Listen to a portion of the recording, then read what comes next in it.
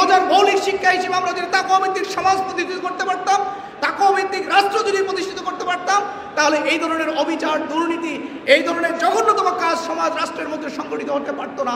সম্মানিত ভাইরা আমার, আজকে মানুষের অধিকার নিয়ে সিরবিরি খেলা হচ্ছে, মানুষের অধিকার খর্ব করা হচ্ছে।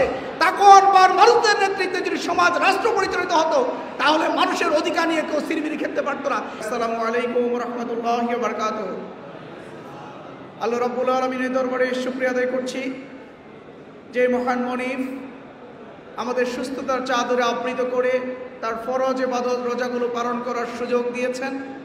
আজকের এই ইফতার মাহফিল আসার সুযোগ পেয়েছি, সেই মহান মনিবের দরবারে সিজদাবনত চিত্রে শুকরিয়া আদায় করছি। আলহামদুলিল্লাহ, দুরূদ তাসলিম পেশ করছি মানবতার মুক্তির দূত আখির নবী হযরত মুহাম্মদ সাল্লাল্লাহু আলাইহি ওয়াসাল্লামের দরবারে, যার আনিত বিধান, যার জীবন আদর্শ প্রতিষ্ঠার আন্দোলনের সাথে আমরা সম্পৃক্ত আছি এবং রসুলের জীবন আদর্শ প্রতিষ্ঠার আন্দোলনের কাজ আমরা করে যাচ্ছি, সেই রসুলের দরবারে দুরূদ পাঠ করি সাল্লাল্লাহু আলাইহি ওয়াসাল্লাম। আল্লাহ প্রদত্ত এবং রসুল সাল্লামের প্রদর্শিত জীবন বিধান অনুযায়ী রসুলের জীবন আদর্শ প্রতিষ্ঠার আন্দোলনের নেতৃত্ব দেওয়ার অপরাধে, সে আন্দোলনের সাথে সম্পৃক্ত থাকার অপরাধে জুলুমের শিকার হয়ে যারা শাহাদাত বরণ করেছেন, আমরা তাদের জন্য দোয়া করি আল্লাহ রাব্বুল আলামিন তাদের শাহাদাতকে কবুল করুন, শাহাদাতের সর্বোচ্চ মর্যাদা দান করুন। সম্মানিত উপস্থিতি, দীর্ঘ 1 বছর পরে রহমত, মাগফিরাত এবং নাজাতের মাস আমরা পেয়েছি। আমরা যথাযথ মর্যাদার সাথে এই মাসকে আমরা গ্রহণ করেছি এবং আমরা আল্লাহর যে ফরজ ইবাদত, আমরা রোজাগুলো সুন্দরভাবে পালন করার জন্য আমরা চেষ্টা চালিয়ে যাচ্ছি।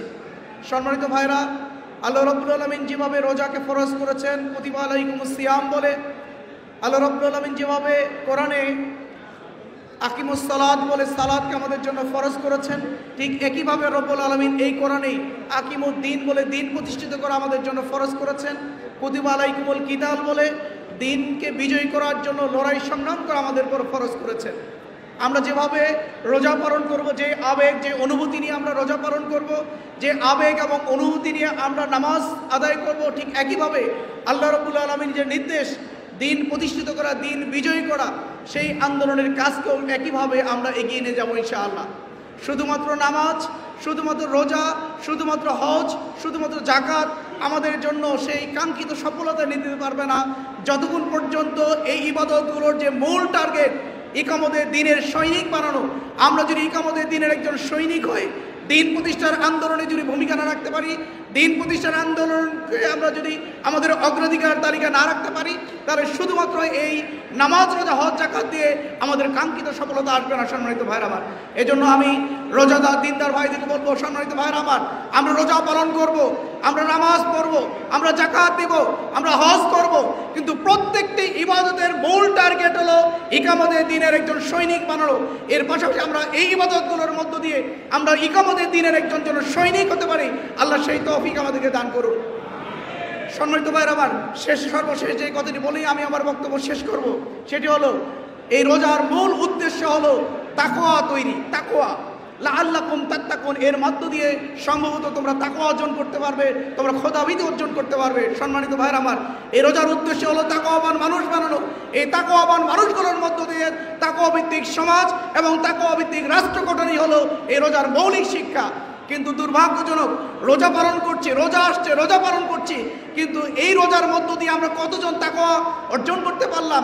এই রোজার মধ্য দিয়ে আমরা তাকওয়া ভিত্তিক সমাজ এবং তাকওয়া ভিত্তিক রাষ্ট্র কায়েম করতে পারলাম কিনা, এটা কিন্তু এই বিষয়ে কিন্তু আমাদের খেয়াল নেই। আজকে তাকওয়া ভিত্তিক সমাজ না থাকার কারণে, আজকে তাকওয়া ভিত্তিক রাষ্ট্র না থাকার কারণে আজকে সমাজ রাষ্ট্রের মধ্যে চলছে দুর্নীতি, সুদ, ঘুষ, অনিয়ম, সেখানে ব্যভিচার চলছে, সেখানে ধর্ষণের মতো জঘন্যতম অপরাধ চলছে। গত কয়েকদিন আগে আমরা লক্ষ্য করেছেন মাদারীপুরে এক 8 বছরের একজন শিশু সন্তানকে তার আপনজনরা কি নৃশংস আচরণ তার সাথে করেছে। এর মূল উদ্দেশ্য হলো তার মধ্যে তাকওয়া না থাকা। এই রোজা যদি আমাদের মধ্যে তাকওয়া তৈরি করতে পারতো, এই রোজার মৌলিক শিক্ষা হিসেবে আমরা যদি তাকওয়া ভিত্তিক সমাজ প্রতিষ্ঠিত করতে পারতাম, তাকওয়া ভিত্তিক রাষ্ট্র যদি প্রতিষ্ঠিত করতে পারতাম, তাহলে এই ধরনের অবিচার, দুর্নীতি, এই ধরনের জঘন্যতম কাজ সমাজ রাষ্ট্রের মধ্যে সংগঠিত হতে পারতো না। সম্মানিত ভাইরা আমার, আজকে মানুষের অধিকার নিয়ে সিরবিরি খেলা হচ্ছে, মানুষের অধিকার খর্ব করা হচ্ছে। তাকওয়ার মানুষদের নেতৃত্বে যদি সমাজ রাষ্ট্র পরিচালিত হতো, তাহলে মানুষের অধিকার নিয়ে কেউ সিরবিরি খেলতে পারতো না। একজন তাকওয়ার মানুষ কখনো মানুষের অধিকার নষ্ট করতে পারে না। একজন তাকওয়ার মানুষ কখনো মানুষের যে যার যে প্রাপ্য সেই অধিকার নষ্ট করতে পারে না। তাই আগামী দিনে সম্মানিত ভাইয়ের আমার, আমাদের সমাজকে, আমাদের রাষ্ট্রকে যদি সুন্দরভাবে পরিচালিত করতে হয়, রসুলের দেখানো সেই পথ অনুসরণ করে যদি বাংলাদেশকে যদি গড়ে তুলতে হয়, রসুল যে ধরনের সমাজ দেখিয়েছিলেন, সাধনা থেকে হাদরা মাউত পর্যন্ত একজন প্রতীক হেঁটে যাবে, আল্লাহ ব্যতীত কাউকে ভয় করবে না। গভীর অন্ধকারে একজন নারী হেঁটে যাবে, তার দিকে চোখ তুলে তাকানোর মতো কেউ সাহস করবে না। গভীর অন্ধকারে একজন ব্যবসায়ী লক্ষ কোটি টাকা নিয়ে হেঁটে যাবে, তার ব্যবসার টাকা লুণ্ঠনের কোনো সম্ভাবনা থাকবে না। এই ধরনের একটি তাকওয়া ভিত্তিক সমাজ, এই ধরনের তাকওয়া ভিত্তিক একটি পৃথিবী উপহার দিয়েছে রাসূলুল্লাহ সাল্লাল্লাহু আলাইহি সাল্লাম। বাংলাদেশ জামাত ইসলামী সেই ধরনের তাকওয়া ভিত্তিক সমাজ রাষ্ট্র উপহার দিতে চায়। সম্মানিত ভাইরা আমার, তাকওয়া ভিত্তিক নেতৃত্ব সমাজ রাষ্ট্রের মধ্যে তৈরি করতে চায় জামাত ইসলামী। তাই আসুন আগামী দিনে আমরা সমাজের প্রত্যেকটি সেক্টরে, রাষ্ট্রের প্রত্যেকটি সেক্টরে আমরা যেন তাকওয়ার মানুষদেরকে আমরা যেন পাঠাতে পারি, তাকওয়ার নেতৃত্ব যেন আমরা সেই সংসদে আমরা পাঠাতে পারি, তাকওয়ার নেতৃত্ব যেন আমাদের ওয়ার্ড কমিশনার বানাতে পারি, তাকওয়ার নেতৃত্ব যেন আমরা এমপি বানাতে পারি, মন্ত্রী বানাতে পারি। তাহলেই আমাদের দেশ, আমাদের সমাজ শান্তি এবং স্বস্তিতে বাস করবে, যার যে অধিকার সে পেয়ে যাবে। আসুন সেই আশাবাদ ব্যক্ত করে আমি আমার কথা শেষ করছি। আসসালামু আলাইকুম রহমতুল্লাহি ওয়া বারাকাতুহু।